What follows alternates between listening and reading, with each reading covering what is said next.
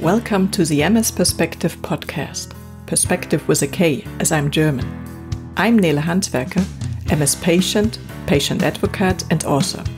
I'm bringing you interviews, inspiration and information about living with multiple sclerosis and show you ways how you can positively influence the disease and make the best out of your diagnosis. On ms-perspektive.com, you will find the show notes, 11 free tips as a PDF, and lots of other information. And now the show begins. This podcast is supported by Mid-Mission, a project of the nonprofit Hertie Foundation. Thanks for tuning in again, and welcome to episode number 57, Depression and MS, How to Find Your Way Back to Emotional Balance. Depression and mood disorders can bring your entire everyday life to a standstill. That's why I'm dedicating this episode to negative changes in the psyche. You will find out what triggers there are, when they occur, how they can manifest themselves, what support options are available, and what you can do yourself. Every second person with MS experiences at least one depressive phase. It's good if you know in advance what you can do in such a case, because there are plenty of options, and depression is very treatable. But let's start with, when do mood disorders and depression occur? Depression, or phases full of negative emotions, can occur right at the beginning of your diagnosis and be triggered by the diagnosis. After all, you first have to come to terms with the fact that you have a lifelong illness with an uncertain prognosis, often as a young person. But such phases can also occur over the years when a relapse occurs or MS symptoms get in the way of wishes and plans.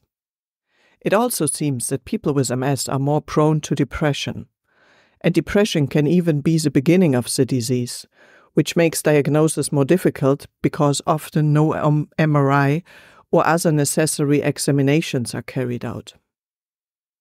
How does depression manifest itself? Depression can have different effects, and experts can clearly distinguish it from fatigue. Some people don't care about anything. They lose hope and become numb. For others, the focus is on a loss of interest in family, friends, work, hobbies, society, and politics. Still others become afraid of meeting other people.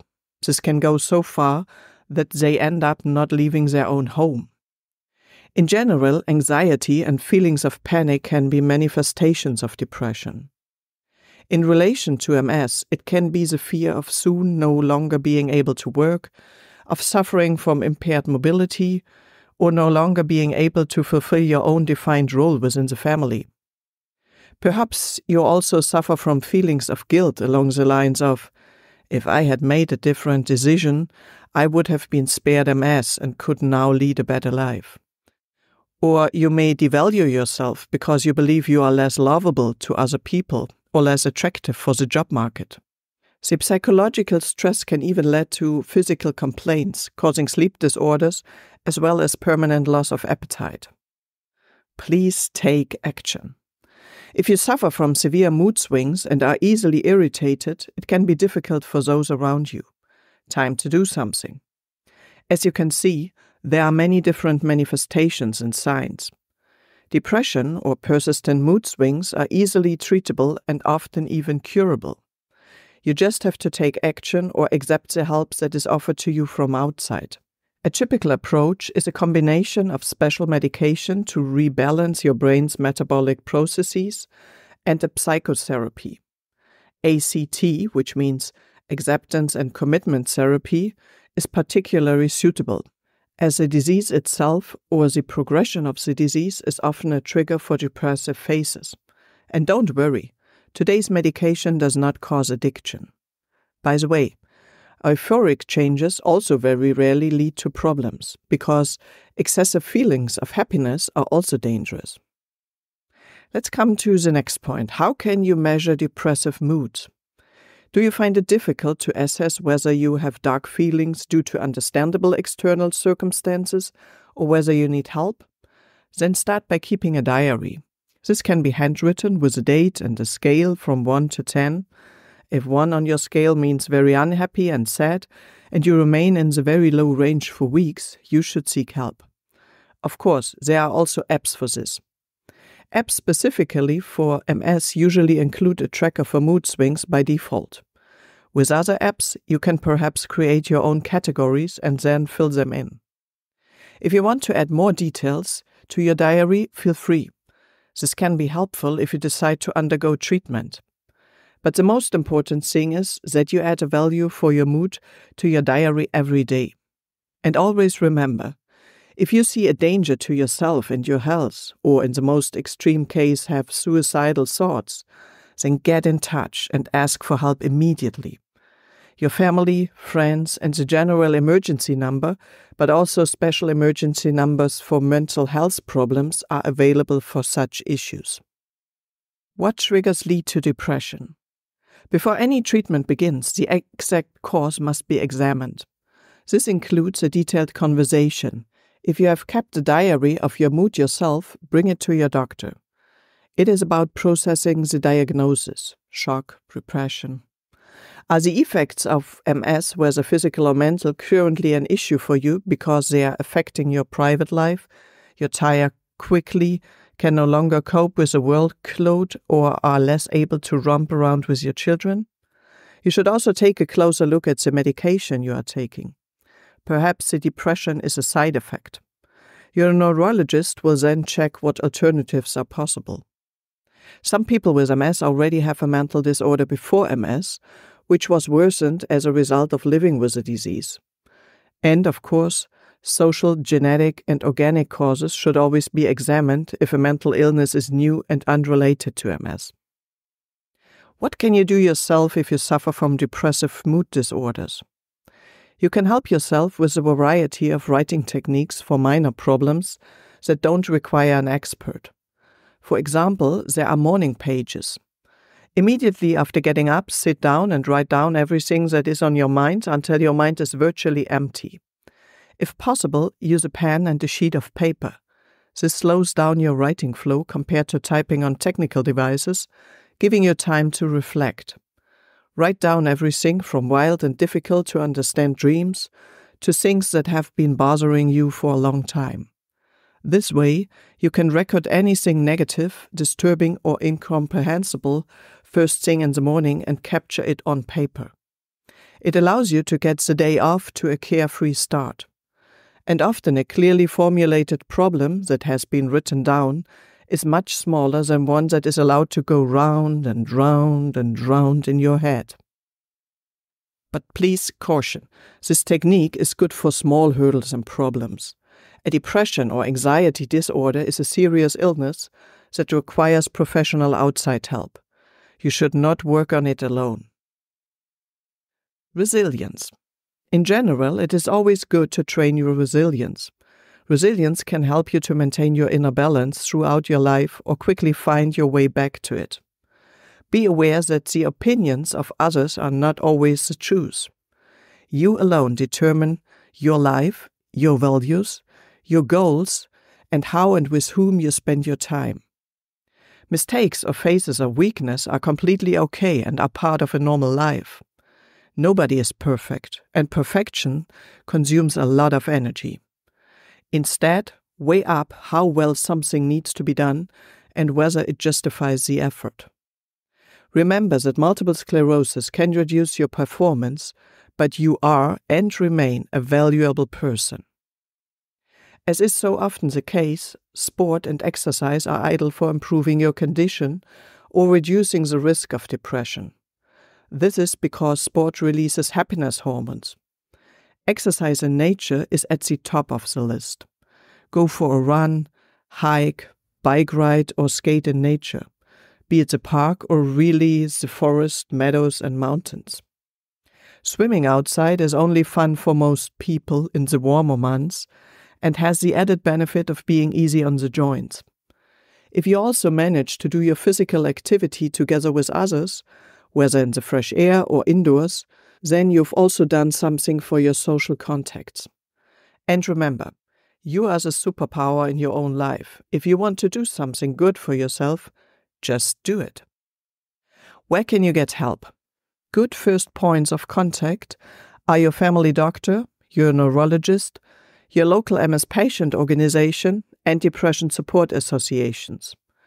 On the website of the Mental Health America, you can do the worldwide recognized 10-question depression test. The New Zealand depression website also offers another test on anxiety disorders to find out what your problem is. You find both links in the show notes. These are just 2 examples. Feel free to use another local service to find out if you need help or if this is not yet the case. If in doubt, ask for help rather than putting off the problem for too long. If the self-test confirms that you have depression, contact your neurologist, GP, psychiatrist, or psychosomatic specialist as soon as possible. If it is more of a temporary low, you may be able to make use of the counseling services offered by your local MS organization.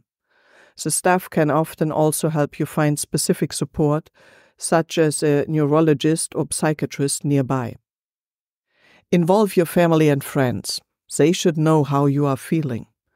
Perhaps talking about it and the tears that flow will already help you. And if not, you are no longer carrying the burden alone. In any case, it is not good to stay in a low for long. You can either get out of it on your own or get professional support from outside. And the sooner you seek help, the better your chances of being cured and preventing the depression or anxiety disorder from becoming chronic. How can psychotherapy help you? Psychotherapy encompasses many different techniques. Behavioral therapy and depth psychology therapy are relatively common, but these are just 2 forms.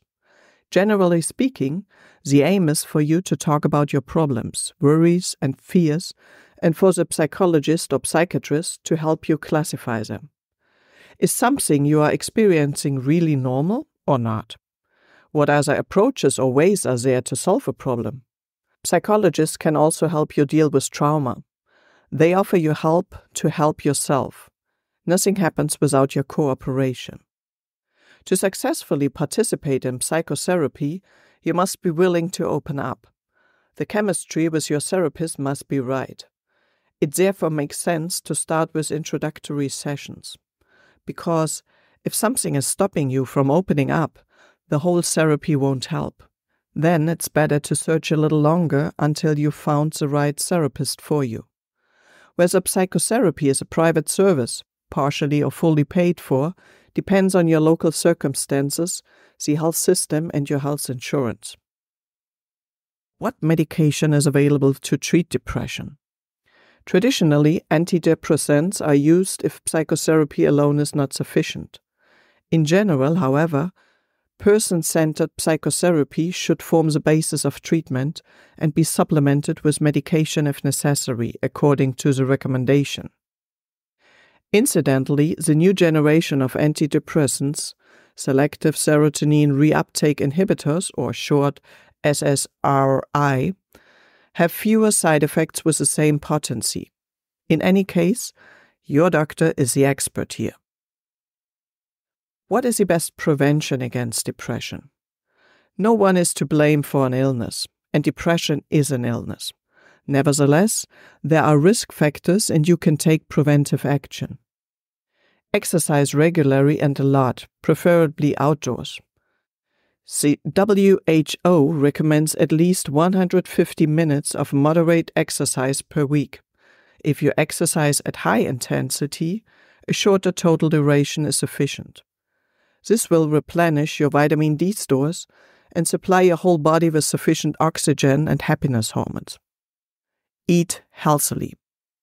Avoid excessive alcohol consumption and other intoxicants. Maintain your contacts, be it through personal meetings, phone calls, within a forum or a social media platform. Make time for your hobbies, because you can also draw positive energy from them.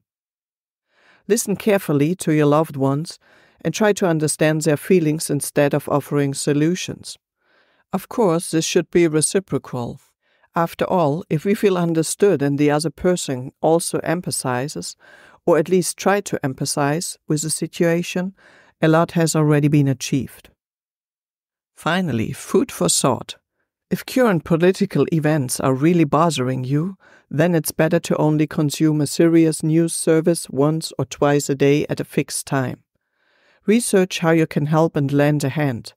This will give you a sense of self-efficacy instead of helplessness. And keep a happiness diary. Before you go to bed at night, write down 3 things in your happiness diary that have made you happy today. This will help you end your day with positive thoughts and increase your chances of having pleasant dreams. You will also remain aware of all the beauty in this world and the little joys that everyone experiences every day, be it a flower, a child's laughter, or a particular beautiful cloud in the sky. One last question to you. Have you ever thought about psychotherapy or even undergone one? If so, I would love to hear about your experiences. You might want to share them with me at nele@ms-perspektive.com, and remember, perspective with a K, as I'm German. By the way, next time I will have a translated interview, this time from German to English. Normally I do it vice versa. And it will be in focus, Immunotherapy for MS, a guide to efficacy and selection with Professor Tjelf-Thiemsen. Professor Tjelf-Thiemsen was already my guest, and he is my neurologist since 2008. And this interview will be the start of a session about the immunotherapies that are available. And I will ask him a couple of interesting questions at the beginning to kick off this whole series. So please tune in again. Please let others know if you like that podcast, and they should listen to it as well. If you want to rate it wherever you listen, I would really appreciate it. And remember, stay as healthy as possible, and hear you next time. Bye. Thank you for listening today. I hope you found it helpful. You may also be interested in the previously published episodes and posts, which you can find at ms-perspektive.com/podcast. Perspective with a K. You can also get a free PDF with 11 tips for your positive impact on MS at ms-perspektive.com/newsletter. If you'd like to get in touch, you can reach me at nele@ms-perspektive.com or on social media. See you next time.